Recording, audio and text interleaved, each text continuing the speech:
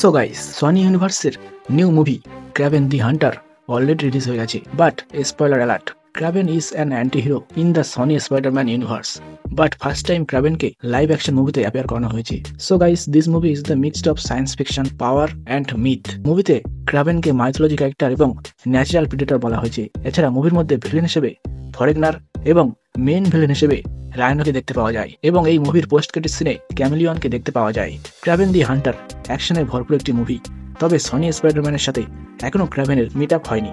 Maybe amazing Spiderman 3 অথবা Sony ভার্সে কোনো নতুন স্পাইডারম্যান মুভিতে ক্রাভেন এন্ট্রি নেবে, অ্যান্ড দেন ক্রাভেন ভার্সেস স্পাইডারম্যানের আলাদা কোনো মুভি সনি ইউনিভার্স ক্রিয়েট করতে পারে। Anyway, Kraven the Hunter movie যারা এখনো দেখোনি তারা অবশ্যই মুভিটি দেখো, এবং যারা দেখেছো তাদের মুভিটি কেমন লেগেছে অবশ্যই কমেন্টে জানাও, এবং মুভি ফ্র্যাঞ্চাইজ ভিডিও পাওয়ার জন্য অবশ্যই চ্যানেলটিকে সাবস্ক্রাইব করে রাখো।